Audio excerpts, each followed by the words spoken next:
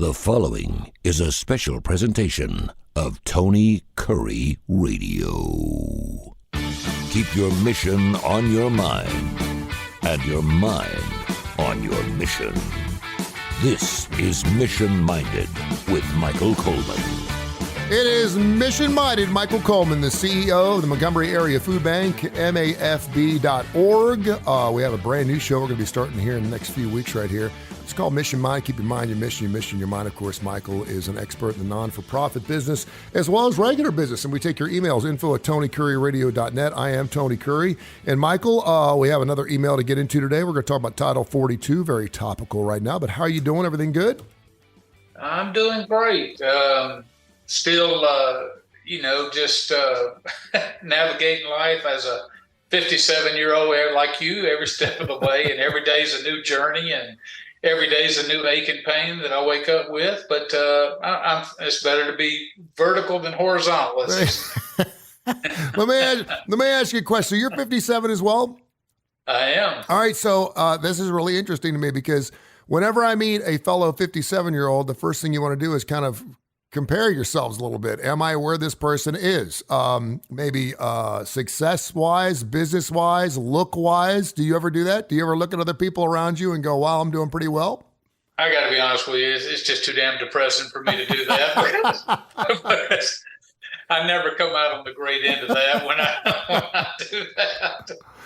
No, I mean, I do.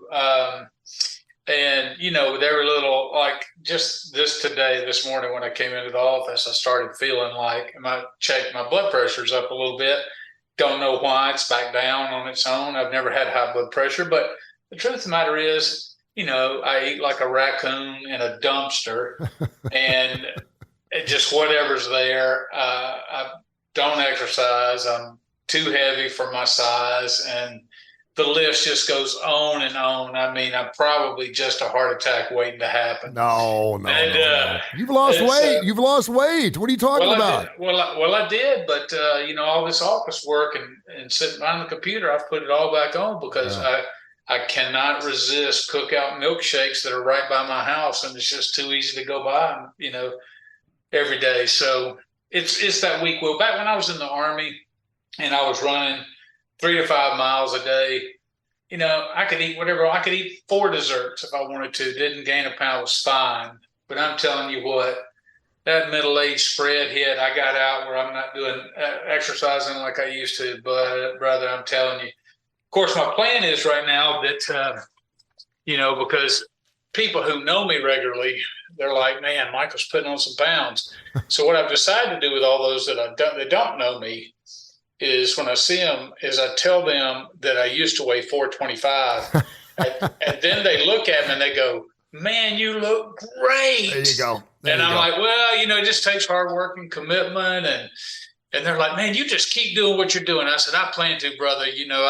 I'm in it to win it." And so, there you go. So, yeah, I could live in this fantasy world that I'm really making great progress in life. I'm one of those cats that I'm always moving, and not like moving from room to room, but my legs always shaking. My mom used to slap the dirt out of me at church because I could not stop shaking my leg. I'm just always moving, and even when I stand up, I sway left to right. I'm just a swayer. I just can't stop moving, and so and that kind of fits my metabolism. And I used to be able to eat whatever I wanted, whenever I went. I stopped drinking about 4 or 5 years ago, which you would think would really help my weight. And it's like, I don't know why it hasn't changed a thing, because you just think about all the calories that comes with alcohol.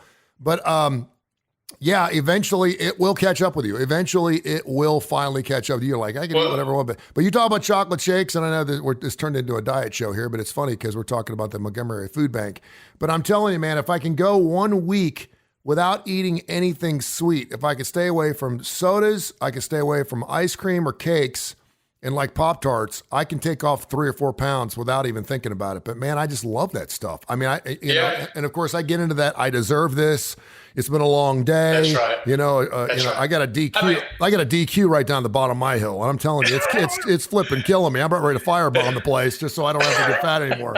Well, I mean, at some point you're like, first of all, I've got genetics working against me. I've got my mother's birthing hips. So that's already problematic right there. And so I've already got plenty of width, and now my girth is totally catching up all around. And yeah, but I'm sitting there like 57. Okay, most of the men in my life lived between 75 and 85, so that's kind of the range. And so, I'm like, do I want to live every moment of my life worried about everything and just overanalyzing everything I put in my mouth? And sometimes I'm just like, look, I get it. I've been married 39 years. I don't want to take my wife, coming up on my 39th anniversary. I don't want to take my wife for granted, but I'm like, where's she going to go at this point?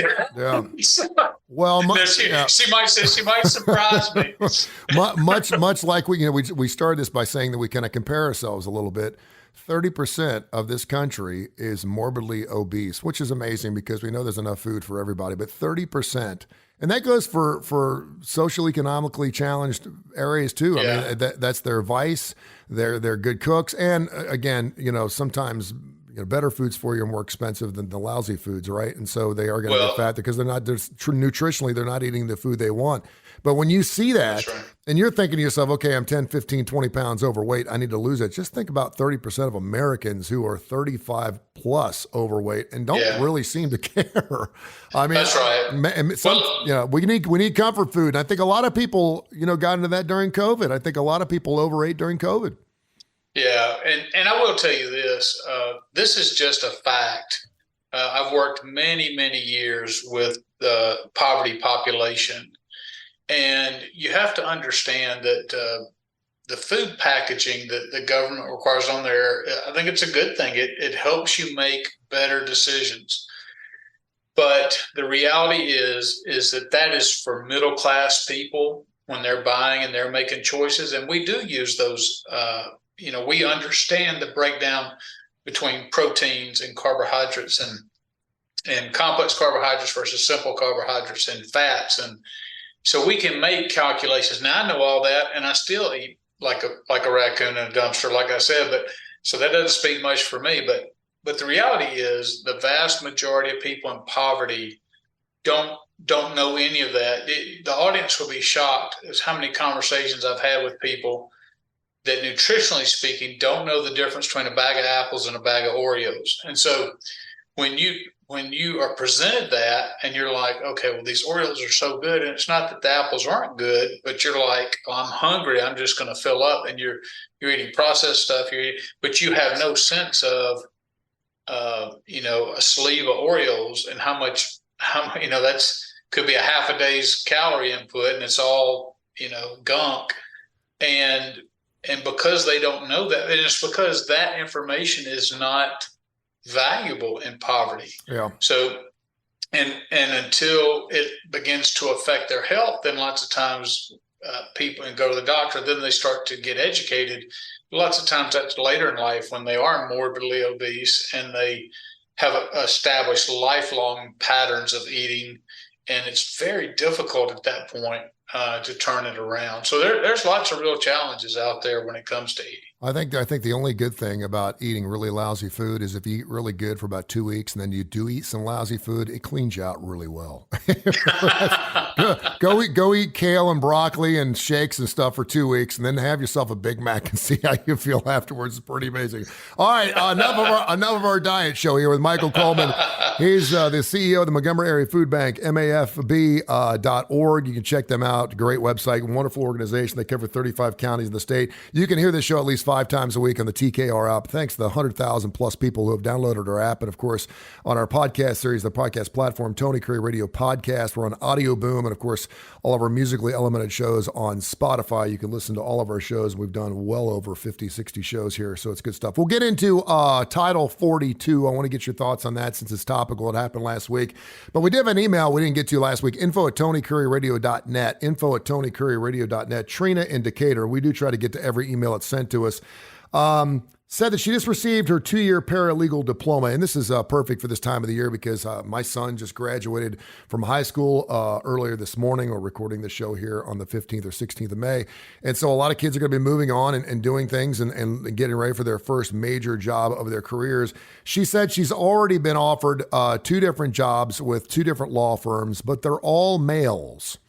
And she's super excited about it because she just got her diploma before she even actually graduated with her diploma. She's been offered 2 jobs. They're good paying jobs, she says in her email. But everyone she says that she's going to these jobs and they find out they're all male firms, they kind of roll their eyes. They keep telling her to be careful. She said, am I being naive? She's 22 years of age, and she wanted to throw you the question. Yeah. Well, as a 57-year-old man, I will tell you, there could be, I'm not saying you are being a little naive. I'm saying there could be a little naivete there because you have to think the reality is, I'm not saying it's good. I'm not saying it's right. But if you have an all male environment, yep, then there's going to tend to be a boys will be boys kind of. There could be jokes. There could be you just aren't as sensitive to what you say because people there typically are not going to be bothered by it. And so when you bring a woman in there, it could shift the dynamic. In the past, I think we've come much further along as a society that we don't disrespect women in the workplace. That was just common. As a matter of fact, I was just rewatching Anchorman yesterday. Wow. I don't know that I watched it all the way through. I've seen so many parts of it. So I watched it all the way through, and just this woman who was a fantastic reporter was much more competent than the other news team, but just couldn't break through until she where there was no other choice but to put her on the air, and then she blew the guy away. But you have a woman who's going into this work environment. It's definitely gonna change. People are gonna either tiptoe at least a little bit, or they're going to test the waters to see what can they change. And so here's the things that I would anticipate. So let's say you go into an environment and let's say there's foul language used. I think you have to expect that, even though you'd say, well, that's not a professional environment, but that's the reality of a lot of these environments. And so you have to ask yourself, is this something that I'm going to be troubled by? Or is this something that I'm expecting and I'm okay with? Is there?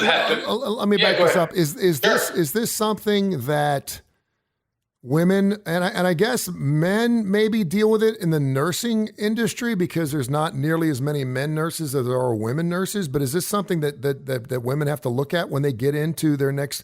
I know a lot. Listen, you go and do whatever you want to do, whether you want to be an astronaut or something that is stigmatized as a man only type of thing, whether it's construction, whether it's soldering, whatever it is. Is this something that women? It makes me so upset that the women actually have to think this way. They have to think, this is a male-dominated type of business. Is this something I'm ready for? Because it shouldn't be. But the truth of the matter is, if we're going to be real here, it doesn't, whether it's right or wrong, if it exists for that person. We're not saying it's right, and men shouldn't act that way, but we know they do. And I will say this, and certainly I'm not going black or white here. I've been around all women businesses, and a lot of women don't like working in all women businesses either because it gets to be a little uncomfortable there too. So, I mean, is that something that you should take into effect or into account before you actually take that job? I will tell you something. My HR, who's a woman, and the other women that I work with, they talk about that they never want to work in an all-female environment. Everywhere I've gone, there's been women who comment on the challenges of working with an all-female in an all-female setting. And so there's typically just different dynamics at work, and you have to be realistic now about what those challenges are, and then say, okay, if those people are speaking into your life, I always think it's good to sit down and go, okay, tell me what you think are going to be the issues. And I would encourage you to listen, get their feedback, and then evaluate and say, okay, well, if that does happen, is that going to affect the way? Because I'm going to tell you something. I know women whose sense of humor and language will rival any sailor out there. Yeah. And so they're going into an environment. They're like, somebody using profanity doesn't bother me at all. Matter of fact, I'll probably use worse profanity than they would. So, I mean, every woman is different. So I don't want to put all women in a box or all men in a box. And the environment they go in may be incredibly healthy. As a matter of fact, you could look at it as possibly saying, hey, they recognize they don't have women here, and they're making a concerted effort to bring women in to change the dynamic of that law firm.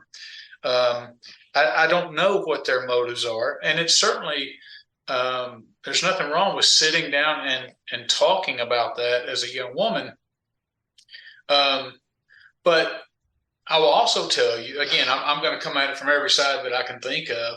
If you, as a young 22-year-old woman, give the impression that you're coming in there and anytime somebody says something you don't like, that you're headed off to HR, that's gonna work against you. And obviously you've got 2 job offers, so you obviously are incredibly competent. They think you're going to be an asset to the firm. You have to decide what your lines are, what's acceptable to you and what's not acceptable.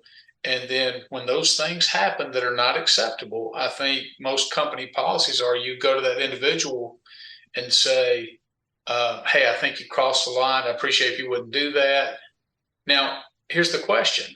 If that's a partner in a law firm, are you going to be able to do that? Yeah. And if you say, I'm just not comfortable with confronting people, then you have to say, okay, because if somebody makes a comment about your clothes or makes a comment about your looks or says something sexually suggestive and you don't address that, well, given how men are in that kind of environment, then that kind of stuff may continue.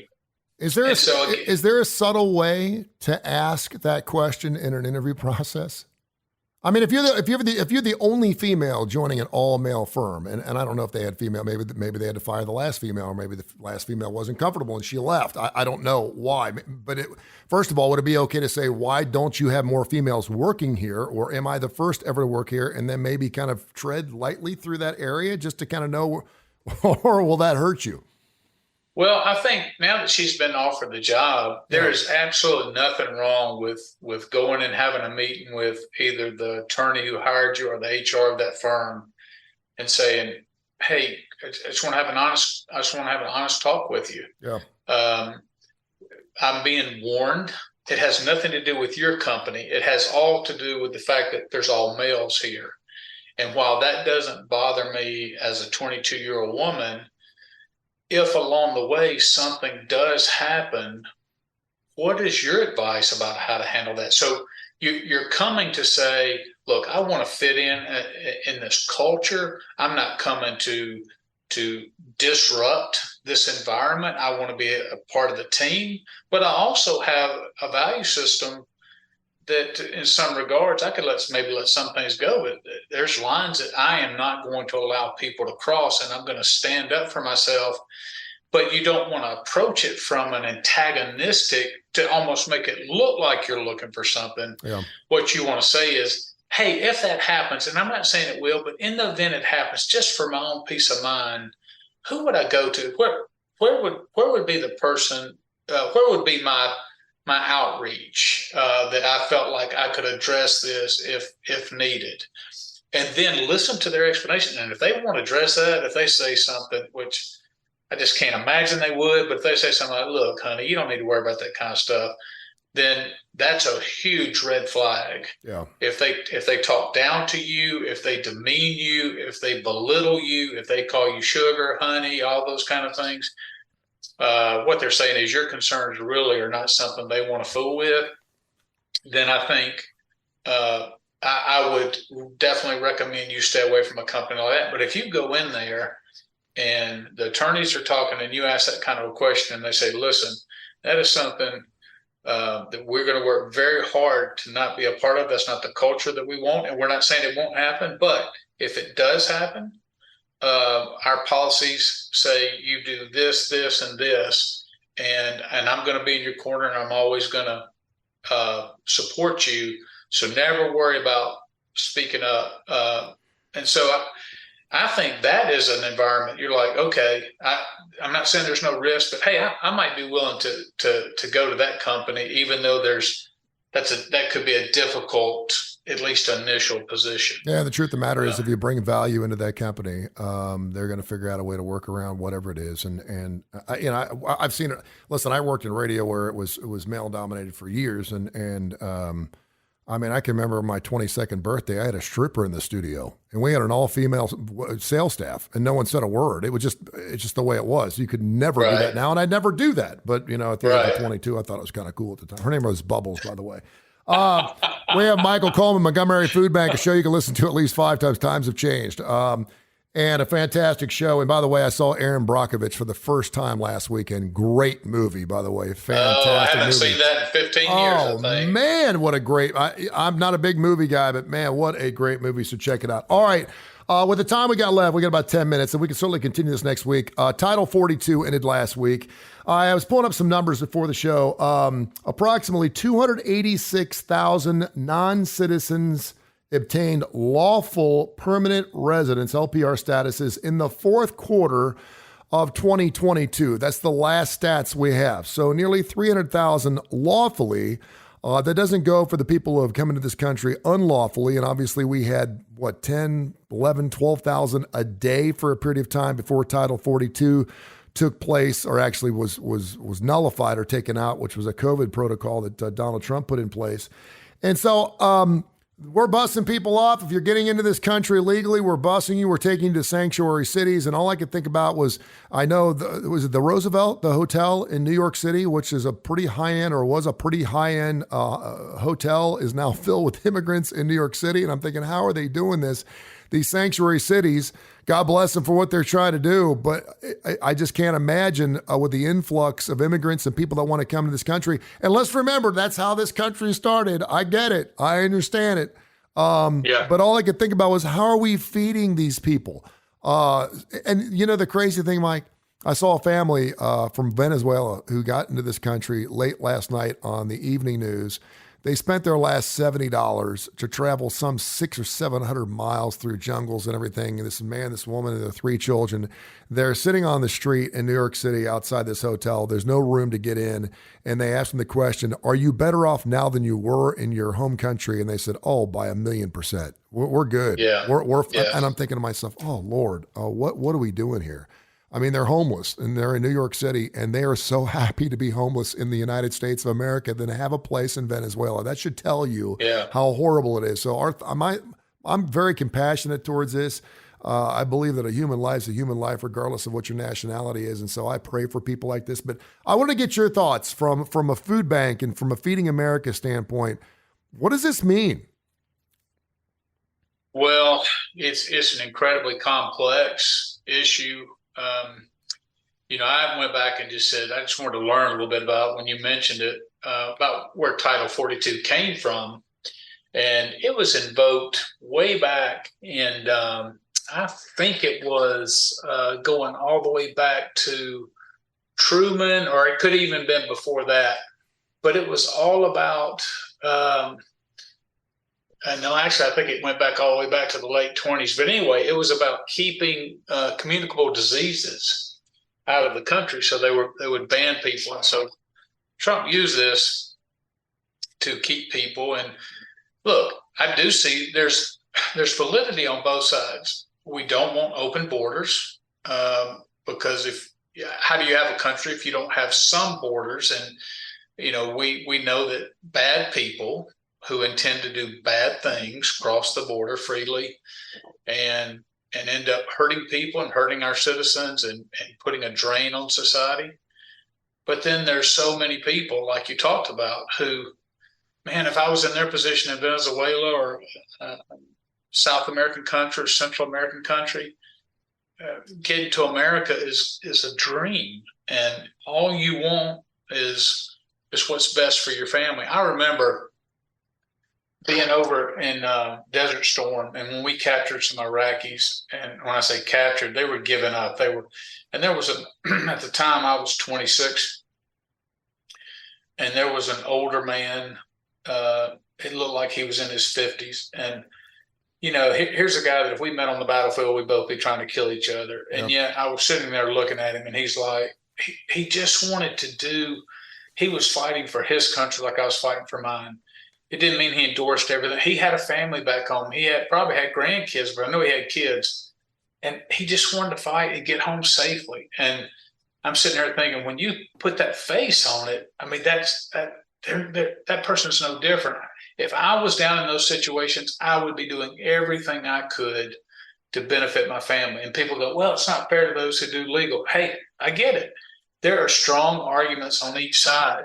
But the reality is that our government, because they don't work together on anything and don't compromise on anything, really both are having very self-serving policies, and everything wants to be very black and white. And the reality is people are still coming over, and they still become, I mean, they're going to fall on nonprofits like ours. I mean, it's no secret that we have Mexican Hispanic community all over the state of Alabama, just like every other state, and especially when it comes to agriculture.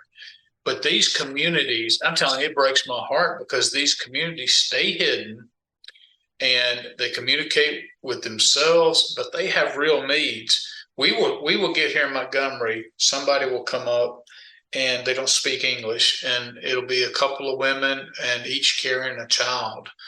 And we address that specifically for them. I mean, we try to help everybody, but it's me particularly heart-wrenching, because they're in a country that they can't communicate.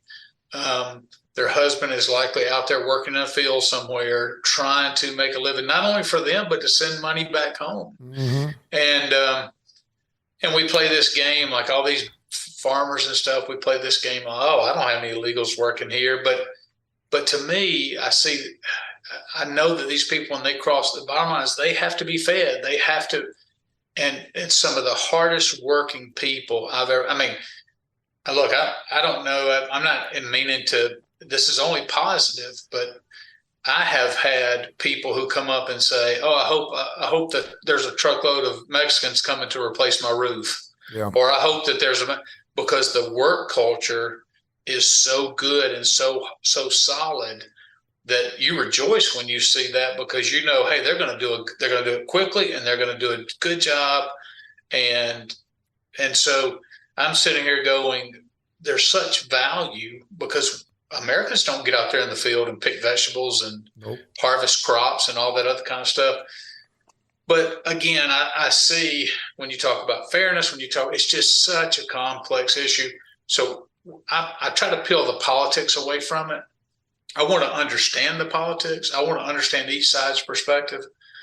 But the bottom line for me is these families and these children, they have to be fed. They have to, and it does fall upon us, regardless of how they got here, illegally or not. We're not going to turn our hearts and minds away from people in need. That's well said, and I'll leave you with this on this particular show, because I know a lot of Americans who are born here that work hard and they want to protect our borders. And I understand there's drugs and there's sex trafficking, and I know there's bad elements that are trying to get in this country. I'm not foolish enough to think that's not happening, terrorists and everything else. But these people, they go, well, you traveled 1,200 miles and your child was kidnapped and you had to give up your baby, and, you had to go through jungles and you almost drowned, and you've got 6 kids. Maybe you shouldn't have, if you can't afford it, why are you having so many children? Please just stop. Just imagine, and again, please put yourself in their shoes. When you see a family of 5 that are sitting on the doorsteps of the Roosevelt and they can't get in the hotel to get a good night's sleep with their 3 children who are 5, 3, and 1, and they're saying they're 1,000,000% better off sitting on the front doorstep of a hotel in New York as opposed to being in their own country, to imagine just how bad it must be for them to want to make that trip, that they're willing to give up their lives and their children's lives for a better life here in the United States. You're right. There is we are so black and white. We are so yes or no. We just want to figure out how to do this and how to do it right, make sure everyone's processed, and there's just no way to do it. And whenever you're talking about big numbers in anything, I remember Hurricane Katrina. We did a horrible job at handling Katrina. Well, we'd never seen anything like that before. We did a horrible job with COVID. Well, we had never seen anything like that before. When you have mass amounts of numbers of human beings being funneled into a small line and asking everyone to be processed, vaccinated, whatever it is. And we can't figure out how we can't do it quicker, faster, and more efficiently. And then we wonder what we did wrong. Sometimes there's just no way to do it. I mean, there's just not. So be compassionate, try to be helpful, and say a prayer for these people. Well, yeah, and it's a rule that I live by, and I try to do everything by, which is if I'm not 100% convinced on an issue, and there's a chance of me erring, which is 99.9% of the things in my life, I always want to err on the side of too much mercy rather than too much judgment. Amen. Amen.